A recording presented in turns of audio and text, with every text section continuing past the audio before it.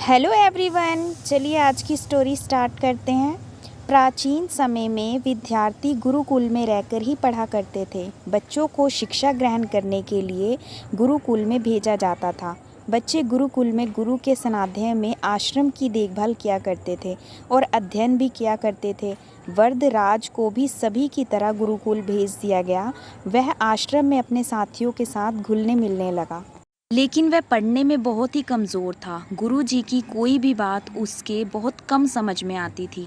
इस कारण सभी के बीच वह उपहास का कारण बनता है।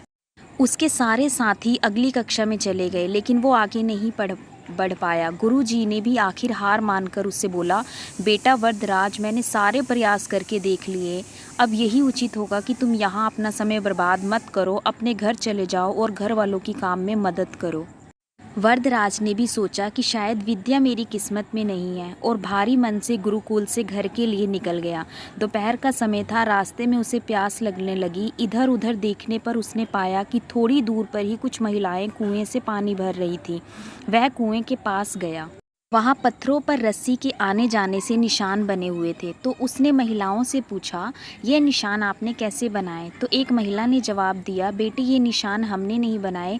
ये तो पानी खींचते समय इस कोमल रस्सी के बार बार आने जाने से ठोस पत्थर पर भी ऐसे निशान बन गए हैं। वरदराज सोच में पड़ गया। उसने विचार किया कि जब एक कोमल सी रस्सी के बार बार आने जाने से एक ठोस पत्थर पर गहरे निशान बन सकते हैं, तो निरंतर अभ्यास से मैं विद्या ग्रहण क्यों नहीं कर सकता।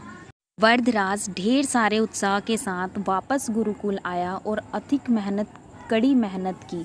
गुरुजी ने भी खुश होकर भरपूर सहयोग किया। कुछ ही सालों बाद यही मंदबुद्धि बालक वरदराज आगे चल के संस्कृत व्याकरण की रचना की। तो अभ्यास की शक्ति का तो कहना ही क्या है। यह आपके हर सपने को पूरा करेगी। अभ्यास बहुत ज़रूरी है, चाहे वो खेल में हो या पढ़ाई में या किसी और चीज़ में। बिना अभ्यास के आप सफल नहीं हो सकते हो।